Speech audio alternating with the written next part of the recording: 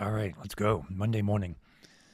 Um, I say at work, my job, that Monday mornings are my favorite time of the week because we come in and we have the entire week ahead of us to succeed.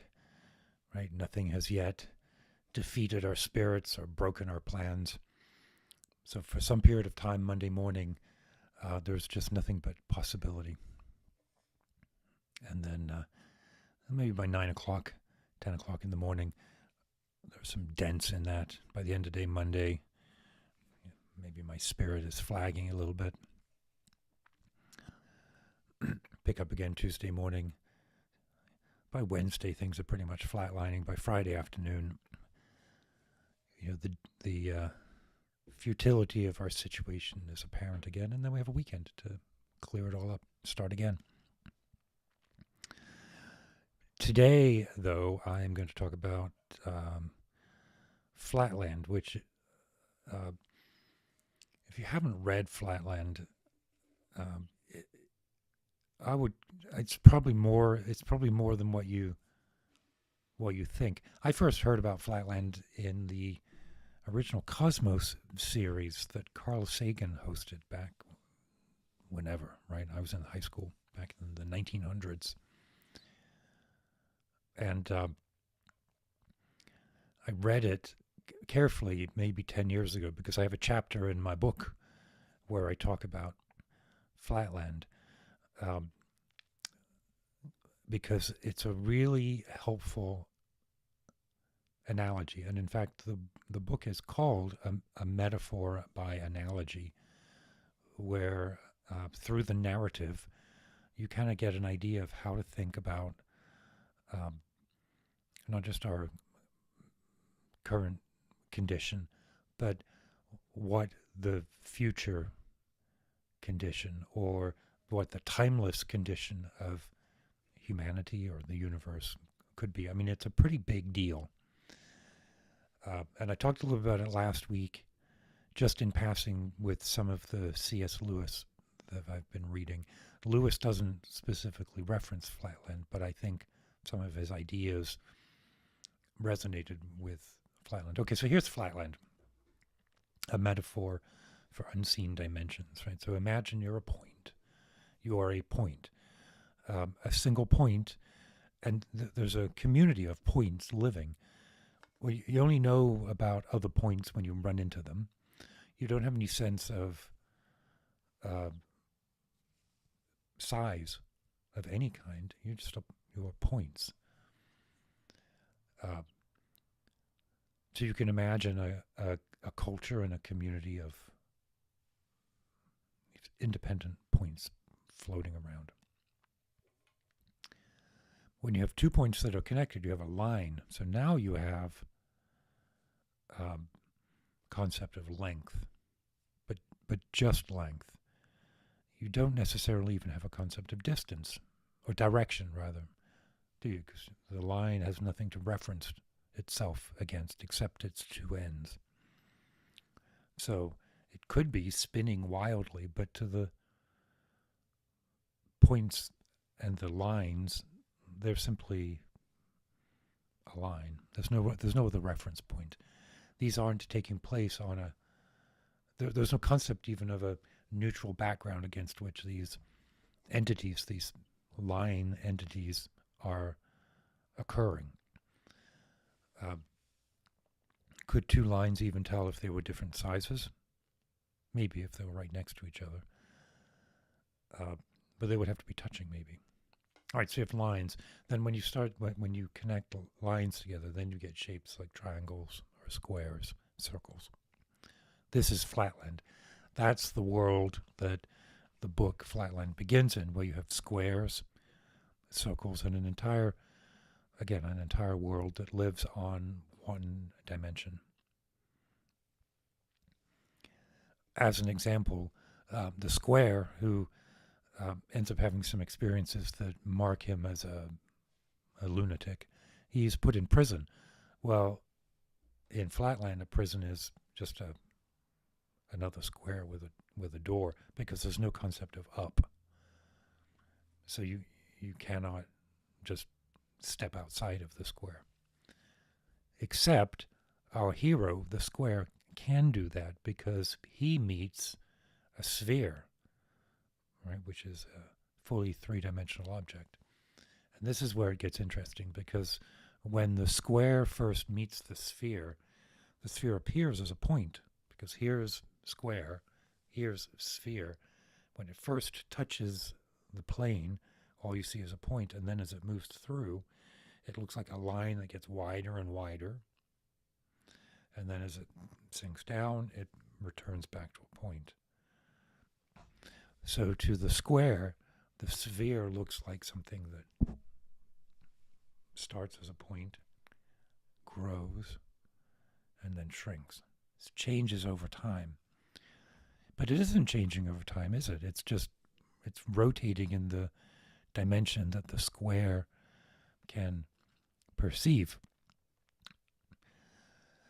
Now, my recollection is that in the book, in Flatland, the sphere, so the sphere explains all of this to the square, and in fact picks the square up to show what up means, and there's some wonderful descriptions of what it's like to be a square that can now go up, the disorientation of literally a new dimension. It's really a wonderful book. But the sphere is a bit of an asshole. Like, the sphere is not a teacher in the sense of wanting to bring all squares into their cube-like nature. I think he's just kind of toying around with them. Where it falls apart for square, where he starts to get some enmity between square and sphere, is he asks sphere kind of what I think is the logical question, which is, all right, we have a point to a line. This is the metaphor of analogy, right? Line to a square, square to a cube. What comes next? What has the same relationship to the cube, to the sphere? What's the higher order that has the same relationship to the sphere that the sphere has to a circle? And the sphere doesn't like hearing that. The sphere has not grokked the idea that there is a continuing progression of dimensions. And so he turns the square in, the square gets put in prison, and then while the square is in prison, he writes his book. So I find this a wonderful analogy, and brought it up last week when I was talking about C.S. Lewis, and Lewis is explaining in Mere Christianity, he's explaining the tripartite nature of divinity, the Father, Son, and Holy Spirit. And again, I'll say again, I'm not, like, my reading of C.S. Lewis is my first time really thinking about that concept of that experience. But what Lewis says, what I remember from him saying, is what really struck me was we have kind of a default way of thinking about things like that's spatial, like really there's a Father and there's a Son next to us and there's a Holy Spirit inside us. But what it's more like is stepping into a timeless zone where all of these things are happening at once. And that just really sounds like the relationship of the cube to the hypercube, whatever comes next. It's a way of it's a really useful tool for meditation, I find. It's to think about, because this is something else I wrote about in my book. What that makes me think is that my physical manifestation here, right here, appears to be changing in time, but it isn't, is it? It's an object that's rotating in my three-dimensional comprehension. And if I could step into that timeless or time-adjacent perception, I would see an object that didn't change, but over on, let's say, the left was a baby, and over on the right is a dead person. Right? But that idea of left and right, of course, doesn't make sense. It's where my spatial thinking fails, and where there's this sort of blindness about assumptions of what it is that we can see. So when I meditate and think about the Buddhist teachings of no permanent self, I find this metaphor very helpful as well, because that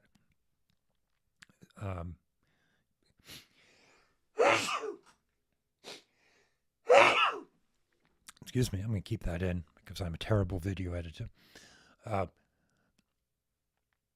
Me right here now is an unfolding process.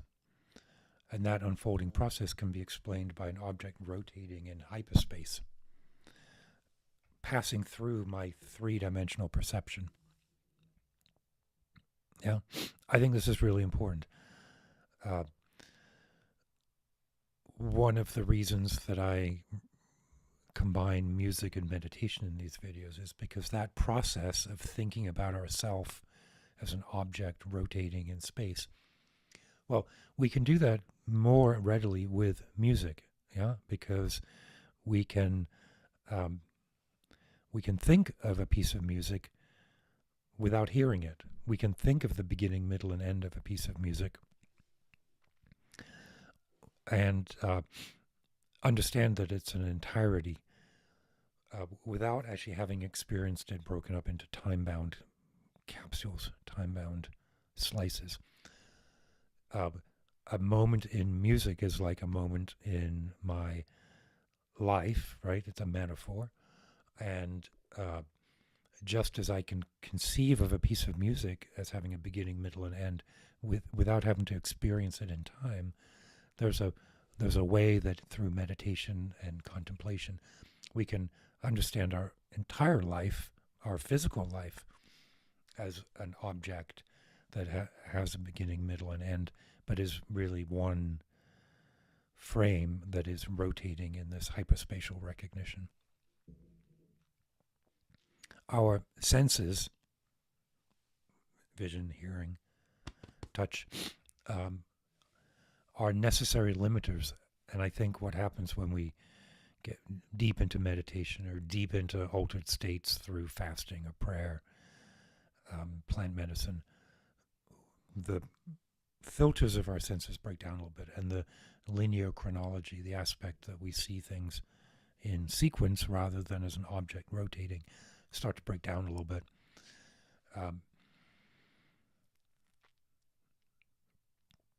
And beyond even the end of the object, right? It's an analogy, and it can continue. So if I understand the idea of an entirety, a body in its entirety rotating, well, what comes after that? The question that I think we can think about is to rephrase the metaphor from Flatland, the analogy from Flatland. We have a piece of music that is change in frequency over time. Right? That's one way to analyze music, or sound in general, is to say my x-axis is time and my y-axis is frequency. And so you get a spectrogram that represents the sound or the music. What would that chart look like if time, which is now on the y-axis, became the x-axis? And what does that even mean? Right? We don't think of time as the canvas against which things unfold, but as the unit that changes against which some other measurement unfolds. And we may not know that answer until we achieve rainbow body or pass into the next stage of our presence. So anyway, philosophy, meditation, dharma, prayer, contemplation, these are tools to train us to understand that, so that we aren't surprised when the end comes. Right? So keep your wits about you.